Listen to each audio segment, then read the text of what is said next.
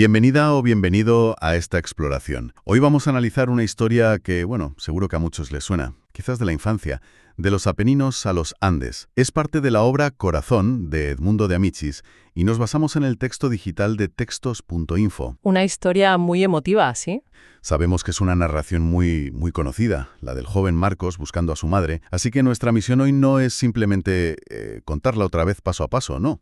Claro. Queremos profundizar un poco, sacar esas ideas clave sobre la resiliencia, las complejidades de la migración y esos contrastes tan fuertes, ¿verdad?, entre la solidaridad y a veces la crueldad humana que de Amicis plasma también. Exacto. Vamos a ver qué nos dice realmente este viaje épico, más allá de la propia aventura. Exacto. Es una oportunidad genial para ver cómo un relato clásico tan cargado emocionalmente refleja realidades sociales y psicológicas muy profundas de lo que era la experiencia migratoria en el siglo XIX. Y son temas que, en cierto modo, pues siguen resonando hoy en día. Pues empecemos por el principio. En Génova, la situación inicial. Una familia obrera, con dificultades económicas serias, y la madre toma esa decisión tan difícil de emigrar a Argentina, a Buenos Aires, para trabajar de sirvienta y poder mandar dinero a casa. Una decisión que imagino era bastante común entonces. Muy común, sí, especialmente para las mujeres italianas de esa época que buscaban, pues, mejores oportunidades económicas. Y al principio, oye, la cosa funciona. Sí. Encuentra trabajo gracias a un primo que ya estaba allí, un tal Francisco Merello, y empieza a mandar dinero. Y bueno, la familia en Génova empieza a respirar un poco, a pagar deudas. Parecía que el plan, aunque doloroso, iba bien. Pero claro, la comunicación se corta. Llega una carta donde ella menciona que no está muy bien de salud y, de repente, nada, silencio total. Uf.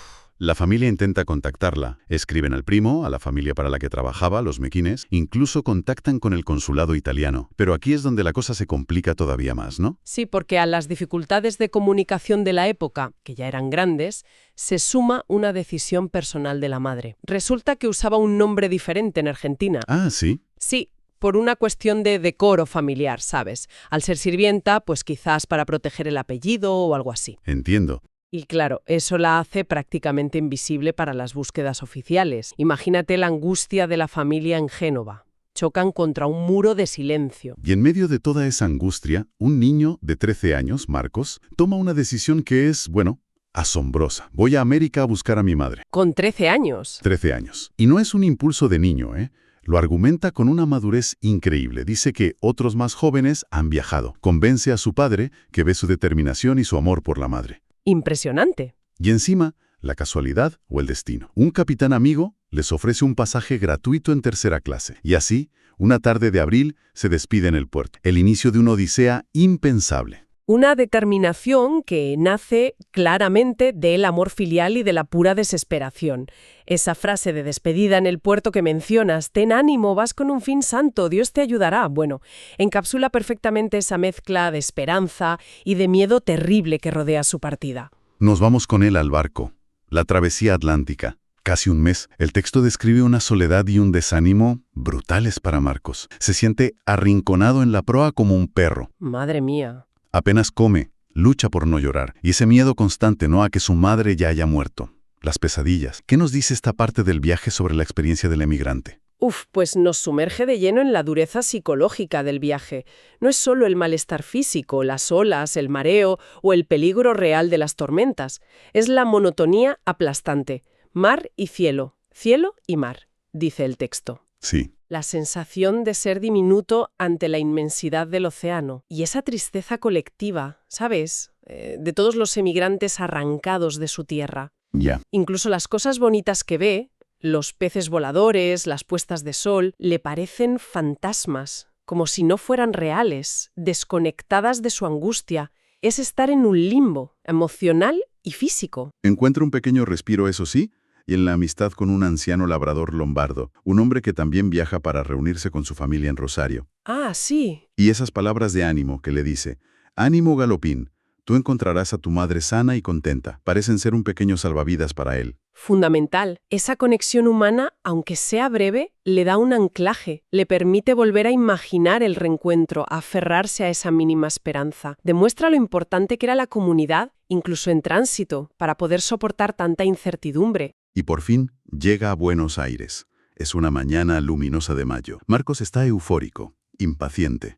Está en la misma ciudad que su madre. Claro, la emoción. Ni siquiera le afecta descubrir que le han robado la mitad del poco dinero que llevaba. Desembarca, se despide del amigo lombardo y pregunta cómo llegar a la calle de las Artes, donde vive su primo. La ciudad le parece infinita, ruidosa. Esa descripción de Buenos Aires es muy potente. Calles rectas, larguísimas, casas bajas, el bullicio. Es la imagen del nuevo mundo, ¿no? Lleno de promesas, pero también abrumador para un niño que llega solo. Encuentra la calle, busca el número 175, la tienda de su primo Francisco Merelo. El corazón a mil, llega casi sin aliento. Piensa, madre mía, te veré ahora mismo. Llega el 175, una tiendecita. ¡Ay! Pregunta por Merelo. Y ahí, el primer gran golpe. Francisco Merelo murió. ¡Uf, qué mazazo! Se había ido a Bahía Blanca meses atrás porque los negocios le iban mal, y murió al llegar allí. Su único enlace seguro, su plan A, acaba de desaparecer. Es un momento crítico, sí. Ilustra perfectamente la fragilidad de esos planes migratorios, como dependían a menudo de una sola persona, de una red que era en realidad muy precaria. Claro. La muerte de Merelo no es solo una tragedia personal para él, es que es un obstáculo logístico casi insuperable para Marcos. Se queda en el aire. Totalmente. Pero bueno, surge una pequeña pista. La mujer de la tienda llama al chico del almacén de al lado, y este recuerda haber llevado cartas a la familia Mekinev, los empleadores de su madre. Algo es algo. Y recuerda que vivían al final de esa misma calle. Una nueva esperanza. Marcos le pide al chico que le acompañe corriendo. Llegan a la casa, una casita blanca. Llama, aparece una señorita. Pregunta por los Mequinés. Y segunda respuesta demoledora. Aquí vivía, le dice. Ahora vivimos nosotros. Puede ser. Pregunta, con el corazón en un puño, ¿dónde se han ido? Se han ido a Córdoba. Y la criada genovesa, su madre, se fue con ellos. Lo confirma el padre de la chica. Córdoba, otra ciudad, muchísimo más lejos. El señor Ceballos, el nuevo inquilino, le dice algo así como, Córdoba está a 1000 leguas de aquí. Una distancia que para Marcos debía ser inimaginable. Es un golpe casi definitivo. Sí. Pero aquí vemos otro tema clave que ya apuntabas. La solidaridad inesperada. Cierto. Porque este señor Ceballos, que no lo conoce de nada, se conmueve al ver al niño. Sí. La Fentraab escucha su historia, le pregunta si tiene dinero. Marcos admite que casi nada, y el señor Ceballos le escribe una carta de recomendación para un contacto en La Boca, que era un barrio muy genovés de Buenos Aires. Ah, mira. Le da dinero y le dice algo muy significativo. Anda, y ten ánimo. Aquí hay por todas partes compatriotas tuyos, y no te abandonarán. Esa frase es fundamental. Señala esa red invisible pero potentísima de ayuda mutua basada en el origen compartido, en ser paisanos. Era un mecanismo de supervivencia crucial para los inmigrantes. Claro. Sin esa carta, sin ese gesto de Ceballos, la búsqueda de Marcos podría haber terminado ahí mismo, en Buenos Aires. Consigue así, gracias a esa carta, pasaje en una barcaza que va cargada de fruta hacia Rosario, remontando el río Paraná. Otro viaje largo, esta vez por río. El texto describe el Paraná como algo majestuoso, enorme, casi irreal. Sí, en cuya comparación nuestro gran Po no es más que un arroyuelo, dice de Amicis. Exacto. ¿Qué función cumple esta etapa del viaje, este paseo fluvial? Pues, por un lado, yo creo que muestra la inmensidad apabullante del nuevo continente, tan diferente a Italia. Ese río enorme, las islas que parecen bosques flotantes, refuerzan esa sensación de estar en un mundo ajeno, vasto. Ya. Y por otro lado, es un tiempo de introspección para Marcos. No deja de pensar en su madre. El paisaje, aunque extraño, se vuelve significativo porque piensa, mi madre ha pasado por aquí, ha visto esto. Lo humaniza un poco. Hay un momento interesante, ¿verdad? Con uno de los marineros genoveses de la barca. Marcos se pone a llorar una noche al recordar a su madre, y el marinero lo reprende un poco. Sí. Le apela al orgullo genovés, a la fortaleza de los genoveses que recorren el mundo, y esto parece que tiene un efecto profundo en él. Sí, es un punto de inflexión importante. No es simple dureza por parte del marinero, es una llamada a la identidad, a la resiliencia que él asocia con ser genovés. Le recuerda su propósito, su fin santo. Claro. Y le infunde una determinación renovada, casi fanática. Es cuando piensa eso de viajaré años y años, andaré a pie, llegaré aunque sea moribundo. Lo prepare mentalmente para lo que todavía le queda, que es mucho. Llega a Rosario, otra ciudad que le recuerda a Buenos Aires.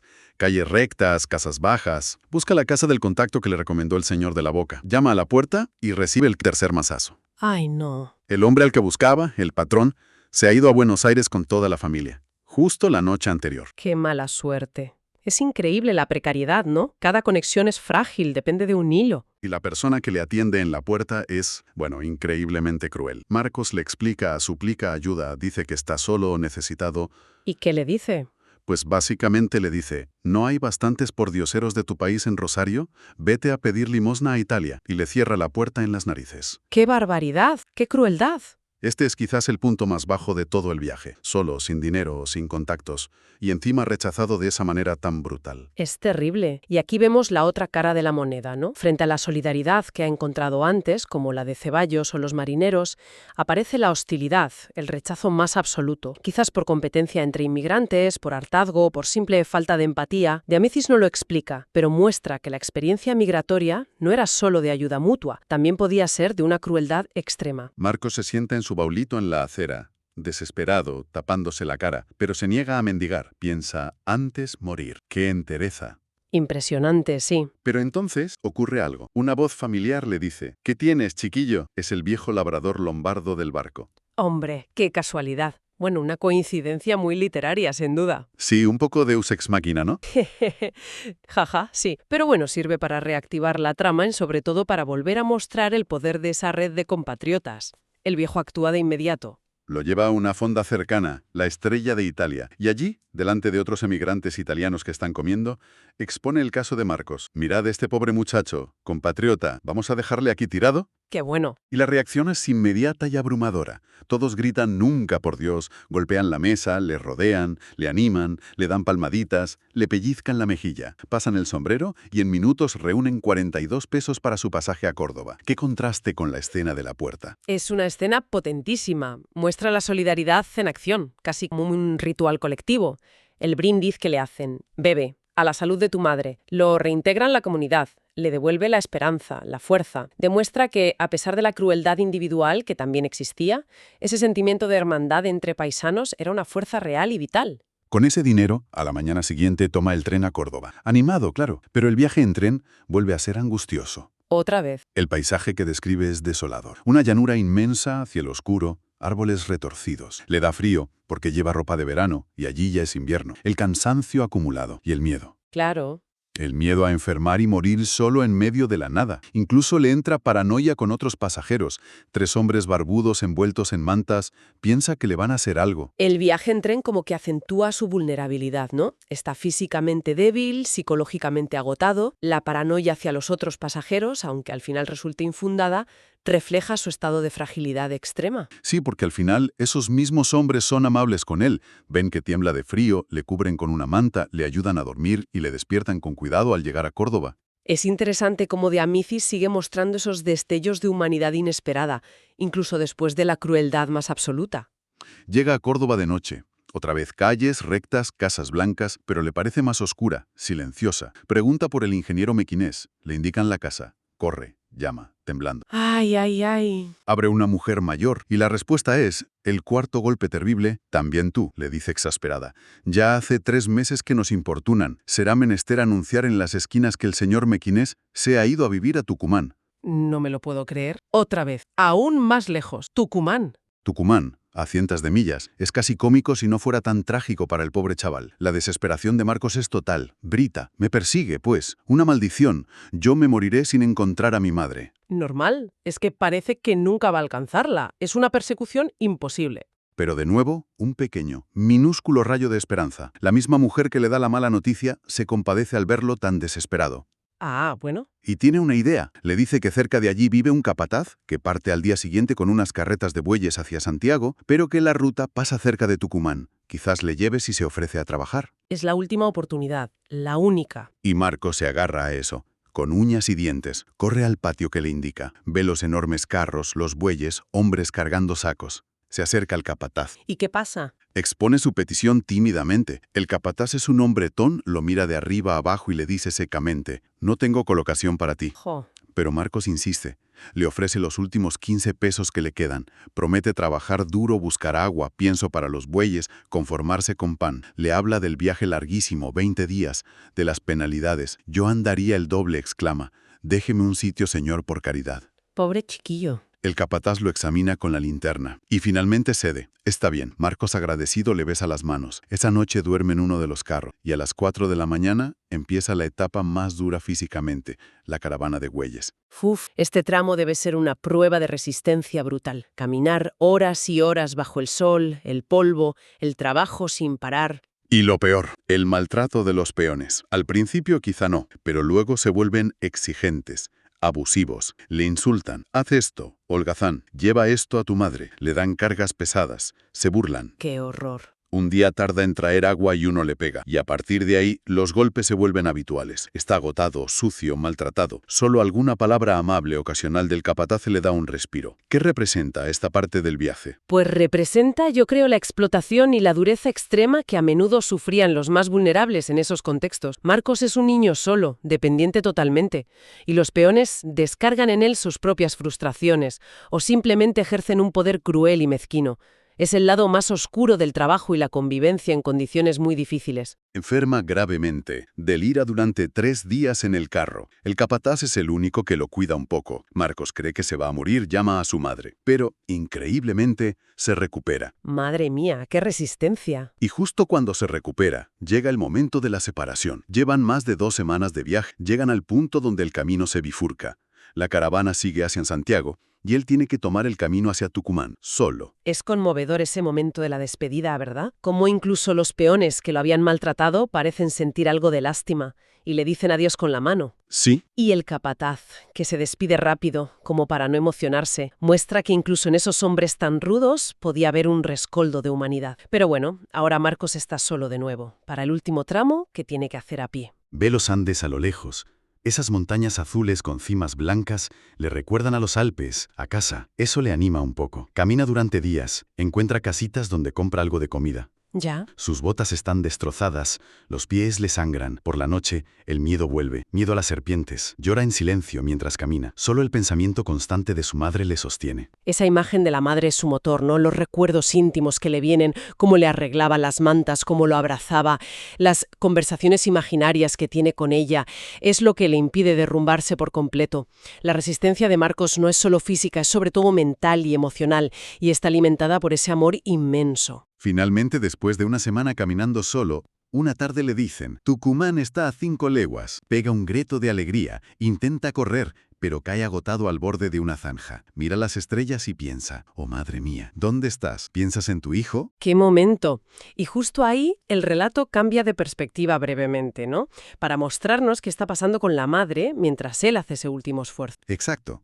Es un contrapunto dramático crucial. Mientras Marcos está ahí, a punto de llegar, su madre está en la finca de los Mequines, cerca de Tucumán, pero muriendo. Sí, tiene esa obstrucción intestinal gravísima, la hernia estrangulada que mencionabas, y necesita una operación urgente. Es cuestión de vida o muerte. Pero ella se niega a operarse. Está completamente convencida de que va a morir de todas formas y no quiere más sufrimiento. Dice algo como, no me importa la vida, todo ha concluido para mí. Su mayor angustia es por su familia, por Marcos sobre todo. Piensa en él, mi Marcos, todavía tan pequeño. Es terrible. Su resignación nace de la desesperanza absoluta, de la falta de noticias durante tanto tiempo, del agotamiento emocional. Se está rindiendo justo cuando su hijo está a punto de llegar. El clímax se está construyendo con una tensión máxima. Marcos entra en Tucumán muy temprano. La ciudad le parece diferente, más viva, más tropical, con mucha vegetación. La agitación de la búsqueda le vuelve. Ve una tienda con un nombre italiano. Entra. A ver qué pasa ahora.